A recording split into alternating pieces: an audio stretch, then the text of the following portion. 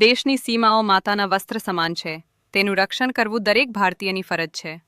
ભીષ્મ પિતામહ. નમસ્કાર દર્શક મિત્રો, સરહદ ન્યૂઝ ચેનલમાં આપનું સ્વાગત છે. હું અનિતા ગોસ્વામી.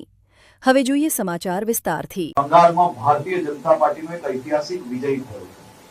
આદરણીય પ્રધાનમંત્રી શ્રી નરેન્દ્રભાઈ મોદીજીની વિકાસની રાજનીતિ એ બંગાળના ગામે ગામ સુધી લોકોને ભારતીય જનતા પાર્ટી જોડે જોડવામાં એક ઐતિહાસિક સફળતા પ્રાપ્ત થઈ છે. હું એવું માનું છું કે બંગાળ નહીં પરંતુ દેશની રાજનીતિની આજની આ જીત એ દેશની રાજનીતિની સૌથી મોટી અને ઐતિહાસિક જીત છે. આ જીતની બંગાળના બધા જ નાગરિકોને શુભકામનાઓ આપું છું અને સાથે સાથે મારા ભારતીય જનતા પાર્ટીના પ્રત્યેક સાથીઓને જે બંગાળના નાગરિકો માટે છેલ્લા વર્ષથી સંઘર્ષ કરી રહ્યા છે. અનેક લોકોએ પોતાની શહાદત આપી છે.